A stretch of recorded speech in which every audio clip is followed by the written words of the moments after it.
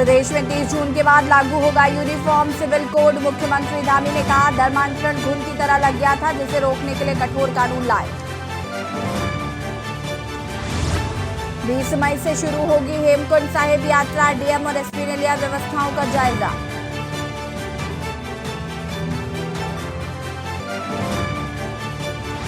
फर्जीवाड़ा रोकने के लिए 15 मई से शुरू होगा जीएसटी सर्वे। संदिग्ध डीलरों व व्यापारियों की सूची तैयार।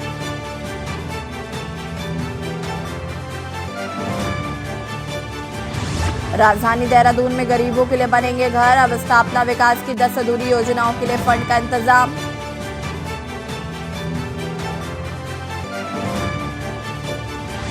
गुजरात के 27 यात्रियों को लेकर जा रही बस हुई हादसे का शिकार। एक की मौत, 16 लोग हुए घायल।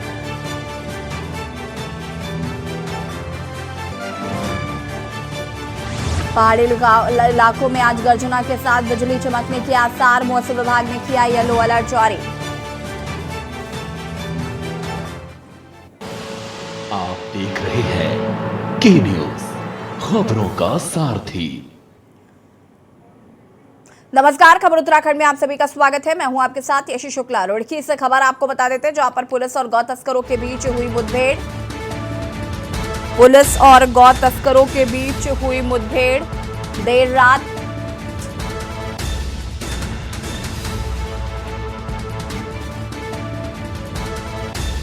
पुलिस मुठभेड़ में एक गौ तस्कर दबोचा गया है। गौ तस्करों ने की फायरिंग। एसओजी का सिपाही घायल।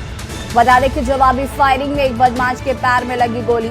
कॉम्बिंग के दौरान एक अन्य गौ तस्कर की गिरफ्तारी। घायलों को सरकारी अस्पताल में कराया गया है भर्ती।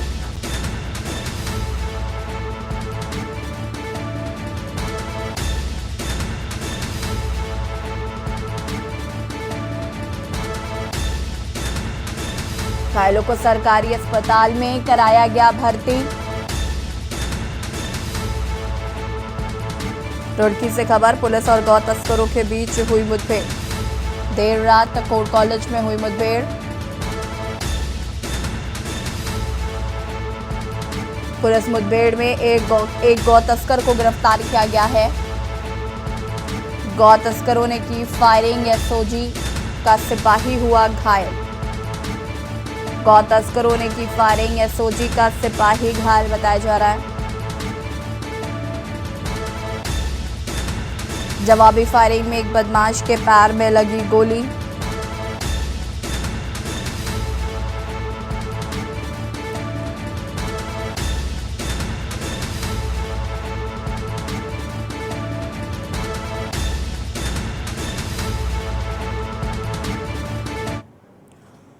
मुख्यमंत्री पुष्कर सिंह धामी ने देहरादून में पत्रकारों से बातचीत में कहा कि समान नागरिक संहिता के लिए जस्टिस रंजना प्रसाद देसाई की अध्यक्षता में कमेटी ने ड्राफ्ट लगभग तैयार कर लिया है और 30 जून तक कमेटी ड्राफ्ट सरकार को उपलब्ध करा देगी।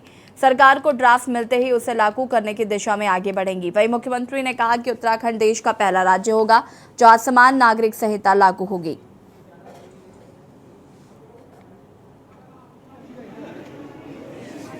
शैलेंद्र पांडे जी आए और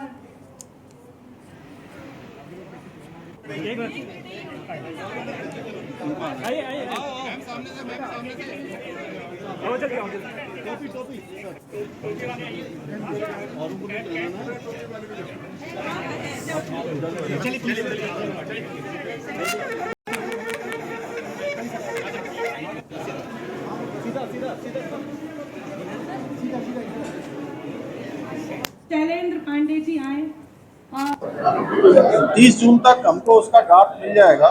जो कमेटी ने हमको अश्योर किया है कि हम 30 तारीख तक ड्राफ्ट तैयार कर लेंगे। उसके बाद हम उस पर आगे कार्रवाई करेंगे कि समान नागरिक संहिता हमारे यहाँ तो लागू हो, और सबसे हम अपेक्षा करेंगे कि पूरे देश के अन्य राज्य भी उसको लागू करें।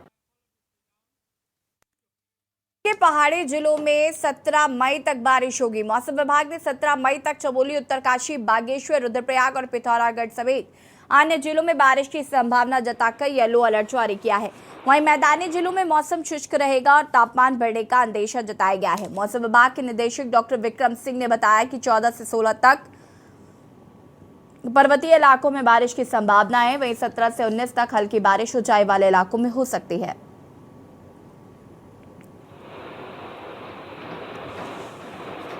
बढ़ेंगे आगे भी, और 16 से लेके 19 तक जो है इसके दौरान है और भी थोड़ा तेज़ी से बढ़ेंगे, क्योंकि जो हवाओं का रुख है वो बदल रहा है और उसकी वजह जो स्नो का मेल्टिंग रेट है वो भी काफ़ी बढ़ने वाला है। तो उसकी वजह से कहीं ना कहीं थोड़ी बहुत जो है जो केदारनाथ जी के रूट्स हैं या इसी तरह आपके जो है गंगोत्री यमुनोत्री हैं और इवन पिथौरागढ़ डिस्ट्रिक्ट उसके हाई रिचेज में हैं, तो जो अंदर के डिस्ट्रिक्ट है उनके हाई रिचेज में जो एवलांच की जो थोड़ी बहुत संभावना है वो 17 से लेके 19 के बीच में वो बनती है। प्लस माइनस 1 डे और भी आप कर सकते हैं, प्लस 1 डे और भी कर सकते हैं। तो उसके दौरान इस तरह की संभावना बनती है कि जो टेम्परेचर्स भी बढ़ेंगे और हवाओं के रुख में भी बदलाव है। खबर देहरादून से है, जहां पर दून विश्वविद्यालय में राष्ट्रीय होम्योपैथिक सम्मेलन होम्योकॉन 2023 कार्यक्रम का आयोजन किया गया था। इस मौके पर मुख्यमंत्री पुष्कर सिंह धामी ने बतौर मुख्य अतिथि शिरकत की। इस दौरान केंद्रीय राज्य मंत्री अश्विनी कुमार चौबे भी उपस्थित रहे। मुख्यमंत्री पुष्कर सिंह धामी ने कार्यक्रम की शुरुआत दीप प्रज्वलित कर की। कार्यक्रम को संबोधित करते हुए मुख्यमंत्री पुष्कर सिंह धामी ने कहा कि केंद्र और राज्य सरकार लगातार आयुष चिकित्सा को बढ़ावा दे रहे हैं। इस दौरान मुख्यमंत्री ने इस कार्यक्रम के आयोजन के लिए सभी को हार्दिक बधाई एवं शुभकामनाएं दी। वहीं केंद्रीय राज्य मंत्री अश्विनी कुमार चौबे ने कहा कि केंद्र सरकार लगातार आयुष चिकित्सा को बढ़ावा दे रही है। इसी के तहत 2014 में अलग से आयुष मंत्रालय का गठन किया गया है, जो कि सराहनीय है। साथ ही उन्होंने ये भी कहा कि देवभूमि उत्तराखंड में आयुष चिकित्सा को बढ़ावा देने के लिए काफी कुछ संभावनाएं मौजूद हैं।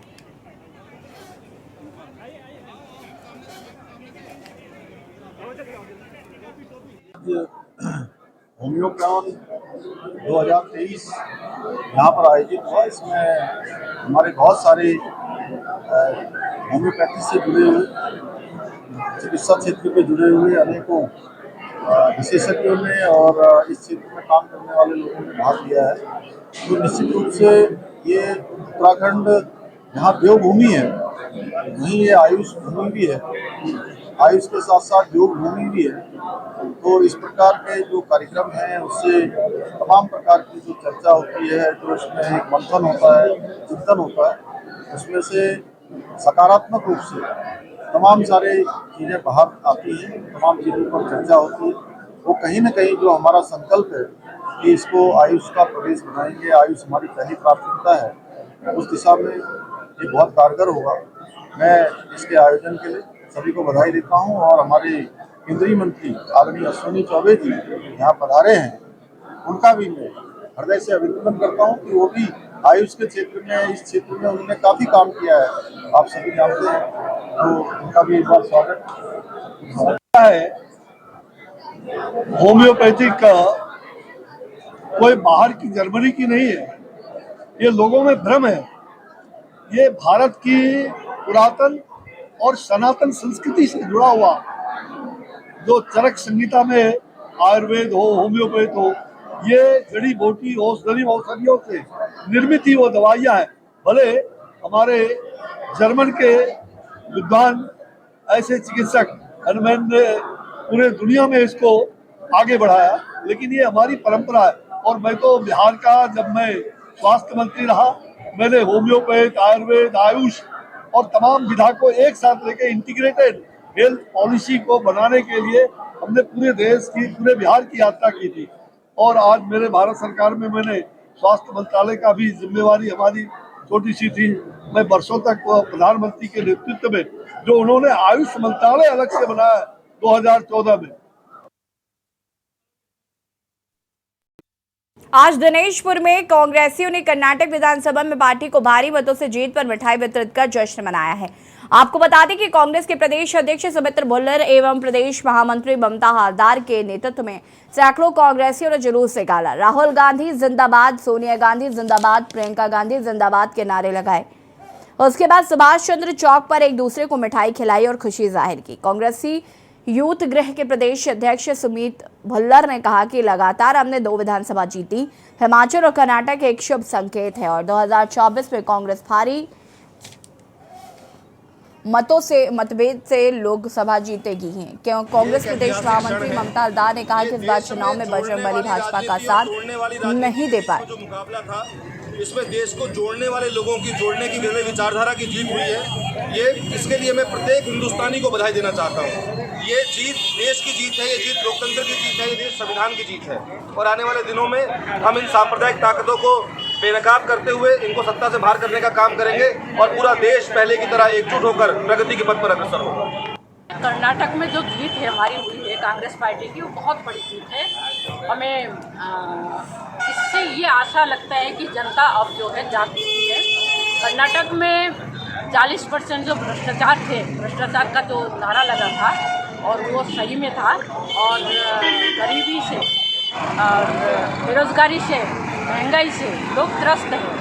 तो ये जुमलेबाजी जो ये सरकार दे रहे थे, तो उससे अब जनता समझ गए हैं, अब इस जुमलेबाजी में नहीं पड़ रहे हैं, जनता जाग चुके हैं और इसलिए कांग्रेस सरकार को लाना चाह रहे हैं और कर्नाटक में इसकी सबूत दे दिए।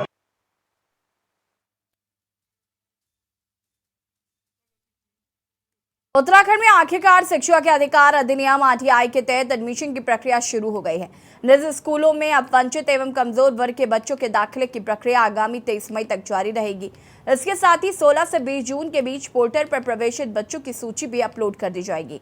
लेकिन इन सब के बीच अब एक नई मुसीबत आ खड़ी हुई है। दरअसल आरटीई की वेबसाइट पिछले 2 दिनों से आम जनता को चुका रही है। जरा सी डिटेल भरने के बाद ही पेज सस्पेंड हो जाता है, जिस कारण छात्र की डिटेल की सबमिट नहीं हो पा रही है। शहर के तमाम साइबर कैफे में से ऐसे अभिभावकों की भीड़ देखने को मिल जाएगी जो घंटों बैठकर साइट ठीक होने की बात चो रहे हैं।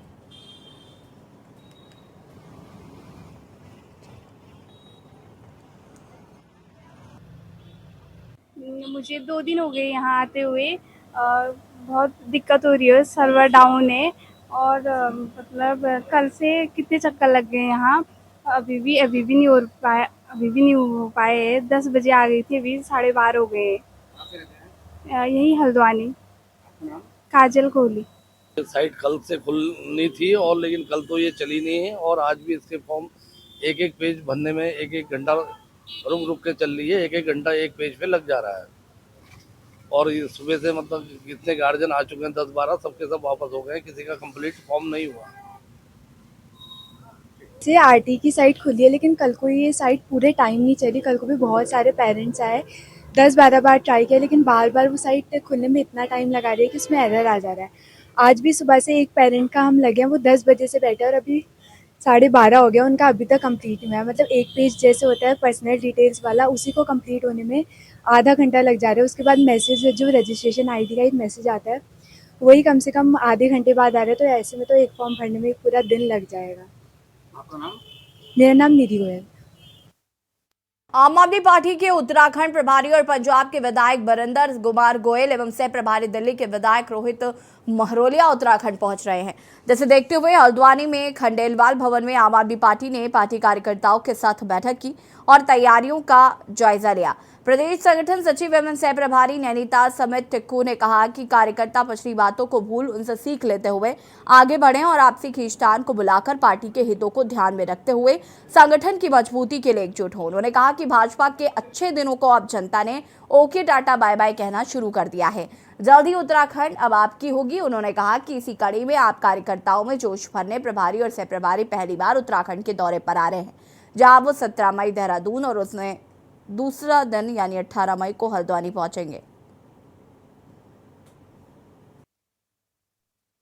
हमारे राष्ट्रीय संयोजक आदरणीय केजरीवाल जी के दिशा निर्देशन में उत्तराखंड प्रदेश को 2 नए प्रभारी मिले हैं, जो एक प्रभारी के रूप में और एक सह प्रभारी के रूप में है, जिसमें पंजाब के विधायक माननीय बरिंदर गोयल जी प्रभारी हैं और माननीय रोहित महरोलिया विधायक दिल्ली सह प्रभारी के रूप में उत्तराखंड में नई जिम्मेदारी संभालने का कार्य कर रहे हैं। उनका प्रथम बार देवभूमि उत्तराखंड आगमन पर हमारे सभी प्रदेश के वरिष्ठ साथी, आम आदमी पार्टी के वॉलंटियर्स, सभी लोग ये तैयारी कर रहे हैं कि कैसे उनका स्वागत आगमन हो, कैसे उत्तराखंड की फीडबैक दी जाए। हमारे जैसे नवनियुक्त प्रभारी बरिंदर गोयल जी जो पंजाब के विधायक हैं और सह प्रभारी रोहित महरोलिया जी जो दिल्ली से विधायक है, पहली बार उनका आगमन उत्तराखंड देवभूमि में हो रहा है।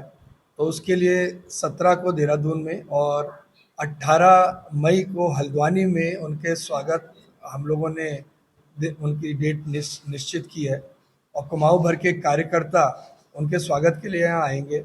और जिस तरह से इन अभी के जो चुनाव, चाहे कर्नाटक चुनाव और जालंधर में जिस तरह से आम आदमी पार्टी ने सांसद की जो सीट जीती है, तो एक नई ऊर्जा। और यहाँ रुकेंगे छोटे से ब्रेक के लिए, जो हाजिर होते हैं। आप देख रहे हैं के न्यूज, खबरों का सारथी। के बाद एक बार फिर से आप सभी का स्वागत है। देश को आज आयुर्वेदिक, होम्योपैथिक और यूनानी क्षेत्रों में 3 राष्ट्रीय आयुष संस्थान प्राप्त हुआ। प्रधानमंत्री मोदी द्वारा राष्ट्रीय आयुष संस्थान का उद्घाटन गोवा में डिजिटल माध्यम से किया गया। उसी तर्ज पर देश के अंदर जगह जगह पर आयुर्वेदिक, होम्योपैथिक और यूनानी 3 राष्ट्रीय आयुष संस्थान खुलते जा रहे हैं। इसी क्रम में उत्तराखंड के जनपद उधम सिंह नगर के काशीपुर में हॉट वाटर थेरेपी का शुभारंभ किया जा रहा है। इस शुभारंभ में भाजपा के पूर्व विधायक हरभजन सिंह चीमा, भाजपा मेयर उषा चौधरी, पूर्व चेयरमैन शमशुद्दीन शामिल रहे। आपको बता दें, काशीपुर रामनगर रोड स्थित यूके हिजबा साइंस पर हॉट वाटर थेरेपी का शुभारंभ किया गया। डॉक्टर फसुद्दीन हक ने बताया कि यह थेरेपी देश के प्रधानमंत्री नरेंद्र मोदी भी आगे बढ़ाना चाहते हैं।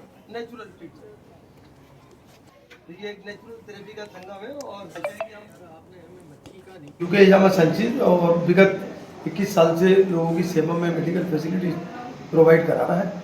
अभी हमने एक नया सेक्शन इसमें शुरू किया है, पीएनएसटी और हॉट वाटर थेरेपी स्टार्ट की है। तो ये अभी जो पेन मैनेजमेंट का एक बड़ा सेक्शन है, जो लोग दर्द से परेशान हैं, बहुत सारे दर्द हैं, उनके लिए ये थेरेपी बहुत ज़्यादा लाभदायक है। बेसिकली ये रेजिमेंटल थेरेपी का एक सेंटर है और यहाँ प्राचीनतम पद्धतियों से इलाज। देहरादून के युवा अब ट्रैफिक पुलिस के साथ साथ तिराहे चौराहे और यातायात का संचालन करते नजर आएंगे। इसके लिए पुलिस पथदर्शक फेलोशिप कार्यक्रम शुरू किया जा रहा है।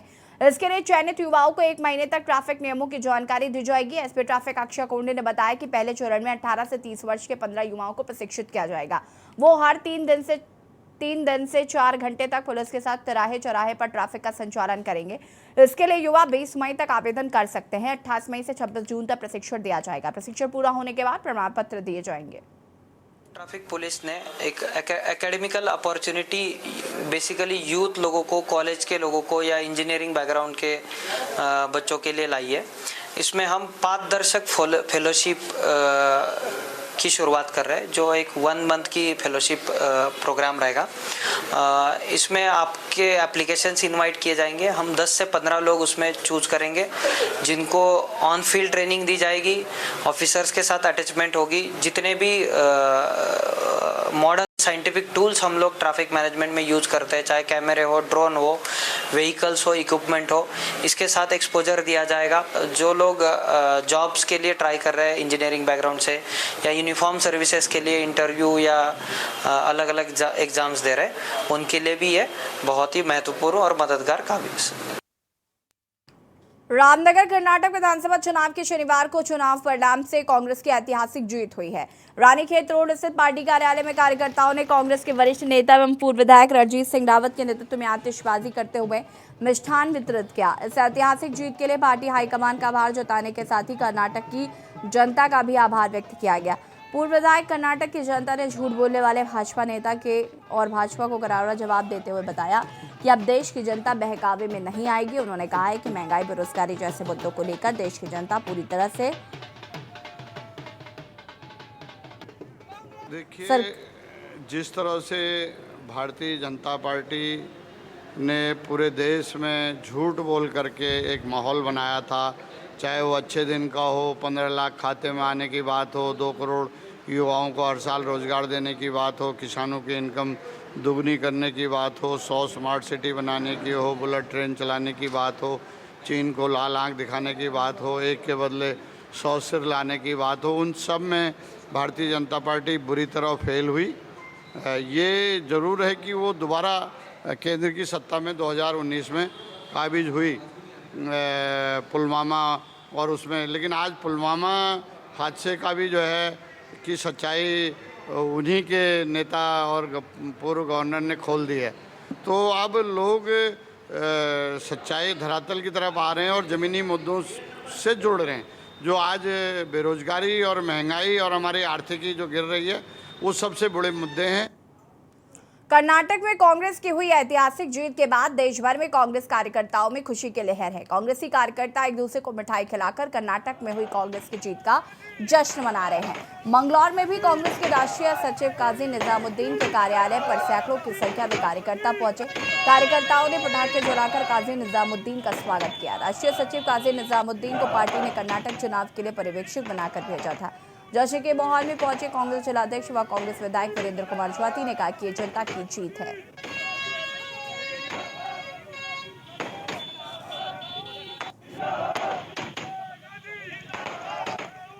ये जो जश्न का माहौल है पूरे उत्तराखंड प्रदेश में ही नहीं पूरे देश में एक जश्न का माहौल है। और जश्न का माहौल इसलिए कि जो लोग धर्म के आधार पर, जातियों के आधार पर देश को बांटना चाहते हैं, ये उनकी हार हुई है और मानवता की जीत हुई है। इसलिए सब लोग उत्साहित हैं और इसी उत्साह के माहौल में पूरे आप देश में देखेंगे, पूरे देश में जश्न का माहौल है। देखिए, खड़गे साहब हमारे राष्ट्रीय अध्यक्ष जी, उनकी कर्मभूमि है कर्नाटका। राहुल गांधी जी की यात्रा सबसे ज़्यादा दिन एक प्रदेश में कर्नाटका में ही चली। प्रियंका जी की मेहनत रही, राहुल जी की मेहनत रही, खड़गे साहब का अपना असर, और सोनिया जी भी वहाँ गई और हम सब लोग मिलकर वहाँ मेहनत की। रणदीप सुरजेवाला जी, वेणुगोपाल जी सभी रहे। तो एक सबसे खूबसूरत भौगोलिक परिस्थितियों का प्रदेश है। वहाँ भारतीय जनता पार्टी ने नफ़रत का माहौल फैलाने की कोशिश की, लेकिन राहुल जी ने पहले कहा था कि नफ़रत के बाज़ार में मोहब्बत की दुकान खोलने जा रहा हूँ, और वो मोहब्बत की दुकान कर्नाटका की जनता ने खोल दी और वो दुकान पूरे देश में खुलेगी मोहब्बत की। जो नफ़रत देश में फैला रहे हैं उससे लोग अब आजिज़ आ चुके। अब रोज़गार की, नौकरी की बात होगी, अस्पताल और स्कूल की बात। ऋषिकेश के परमार्थ निकेतन से शुरू हुई गंगा पथ यात्रा का समापन गंगा संगम स्थल देवप्रयाग में हुआ। यहां पहुंचे गंगा पथ यात्री ने गंगा आरती कर यात्रा का समापन किया। यात्रा को उद्देश्य चारधाम यात्रा में पौराणिक मार्ग को पुनः जीवित करना था। गंगा पथ यात्रा जब विभिन्न पड़ावों से होते हुए बंदरचट्टी पहुंची तो यहां यात्रा में शामिल विदेशी यात्रियों का स्थानीय लोगों द्वारा फूल मालाओं के साथ स्वागत किया गया। वहीं इस पैदल गंगा पथ यात्रा में विदेशी यात्राओं के साथ अन्य श्रद्धालुओं व बच्चों का भी उत्साह देखने को मिला। डीएम पौड़ी डॉक्टर आशीष चौहान खुद यात्रा में शामिल रहे। इस दौरान यात्रियों ने 19 किलोमीटर का पैदल ट्रैक भी किया।